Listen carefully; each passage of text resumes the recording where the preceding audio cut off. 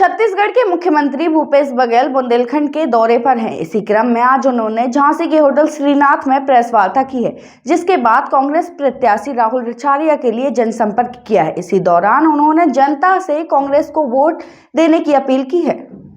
जैसे जैसे चुनाव की तारीख पास आती जा रही है, वैसे वैसे चुनाव प्रचार भी विशाल रूप लेता नजर आ रहा है। इसी क्रम में छत्तीसगढ़ के मुख्यमंत्री भूपेश बघेल बुंदेलखंड के 2 दिन के दौरे पर हैं, जिसपे आज वह झांसी पहुंचे हैं, जहां उन्होंने झांसी की होटल श्रीनाथ में व्यापारियों के साथ सभा की है, जहां उन्होंने व्यापारियों से कहा कि कांग्रेस की सरकार बनने पर व्यापारियों का हित हर हाल में रखा जाएगा।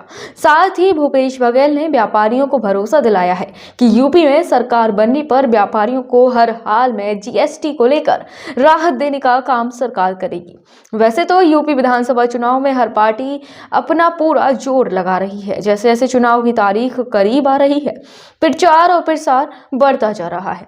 आज झांसी में कांग्रेस पार्टी के प्रत्याशी राहुल रिछाड़िया के समर्थन में छत्तीसगढ़ के मुख्यमंत्री भूपेश बघेल ने जनसंपर्क किया है, जहां जनता से कांग्रेस को भारी बहुमतों से जिताने की अपील की है। जिसके बाद पूरे शहर का भ्रमण कर चुनाव प्रचार का इलाइट चौराहे पर बने कांग्रेस कार्यालय पर समापन किया गया।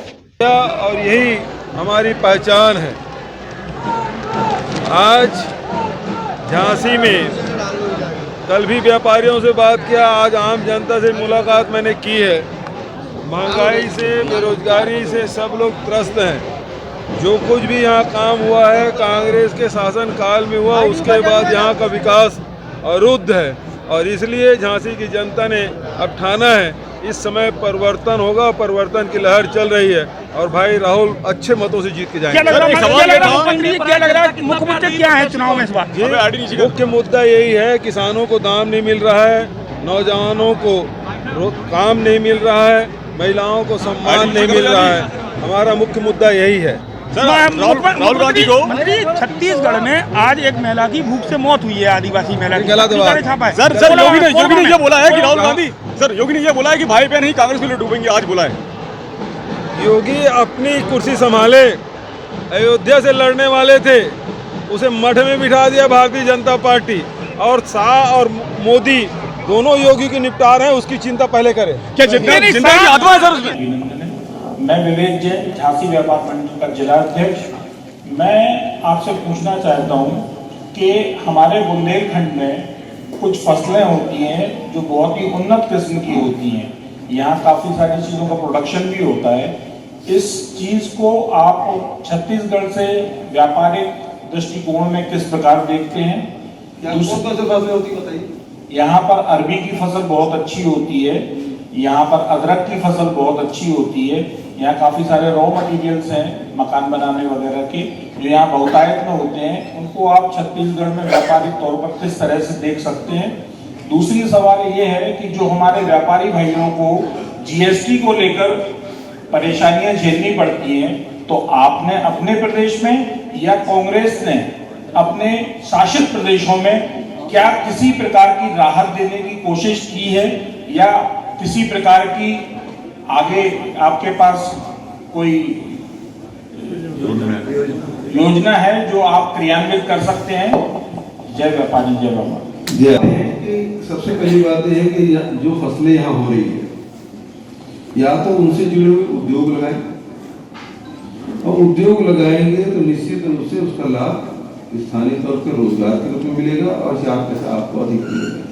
यदि आप सरसों खरीद के बेच देंगे तो आपको क्या मिलेगा? ठीक है, आप 8,000 में खरीदे, 8,500 में बेच दिए, 500 रुपये मिला।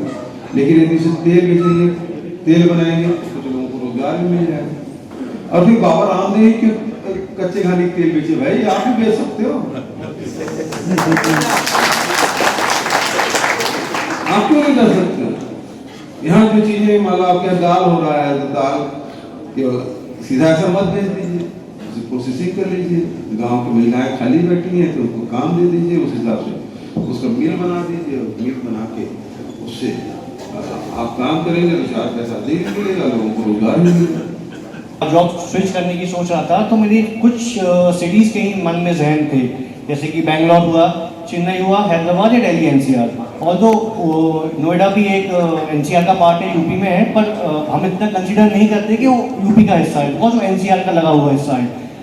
मेरे मन में कभी ये शंका नहीं थी कि मैं उत्तर प्रदेश में कोई ऐसी सिटी हो जहां मैं अपनी आईटी कंपनी का फ्यूचर देख सकता हूं। And I don't think so कि गोइंग फर्दर 4 to 5 years कि हमारे यूपी में ऐसी कोई सिटीज आ सकती है कि मैं आगे से 4 साल बाद मैं उस कंपनीज में इम्प्लीमेंट कर सकता हूँ या अप्लाई कर सकता हूँ जो भी यूपी में हो। मैंने देखा है जैसे शीला दीक्षित जी ने दिल्ली एनसीआर में आईटी कंपनीज की बहुत लाइन लगा दी थी, ऐसी कर्नाटका में बेंगलोर में आईटी कंपनी का हब है, पर यूपी में ऐसा कोई आईटी हब नहीं है और मेरे को लगता नहीं है कि आगे 2, 3, 4 साल में होगा। तो मैं आपसे, मेरा यही क्वेश्चन है, अगर हमारी कांग्रेस की सरकार आती है तो मतलब क्या विचार होगा आईटी कंपनीज को आगे बढ़ाने के लिए यूपी में? देखिए, कांग्रेस पार्टी हमेशा सकारात्मक राजनीति करती रही है और देश को आगे ले जाने वाले जितने भी कार्यक्रम आपने देखा होगा, चाहे वो नेहरू जी से लेके आप राजीव जी और मनमोहन सिंह तक के, इन लोगों ने हर कार्यकाल में कुछ ऐसे काम किए जो मील का पत्थर साबित हुआ।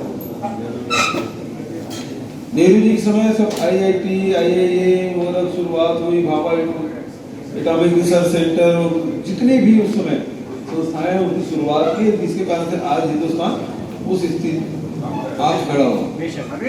इंदिरा जी जब आई तो हरित क्रांति और प्रीपोस्ट खत्म करना, बैंकों का राष्ट्रीयकरण करना, केवल चंद लोगों के हाथ में बैंक नहीं होना चाहिए। आज तो फिर वापस हो रहा है, बैंक जितने खुले थे वो सब मर्ज होते जा रहे हैं, खत्म होते जा रहे हैं। जो आम जनता के लिए खुला था वो बंद होते जा रहे हैं, आम जनता के लिए खोला गया। राजीव जी आए तो कंप्यूटर लाने की बात कही, मनमोहन सिंह जी आए तो उदारीकरण किया। एक समय था जब हिंदुस्तान में केवल एम्बेसडर, फिएट और उसके बाद मारुति कुछ गाड़ियां थी। अब आज यहाँ सड़कों में हर प्रकार की गाड़ियां, दुनिया के अच्छी से अच्छी गाड़ियां आपको मिल जाती है।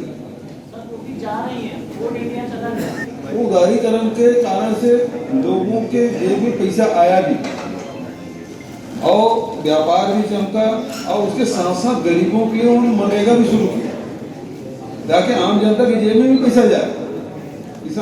वही समय था जब वो समर्थन लेकर अतिरिक्त बोनस देने का भी काम मनमोहन सिंह जी ने किया, तो मजदूरों के लिए। झांसी से रवि परिहार के साथ मोहम्मद सैफ की रिपोर्ट।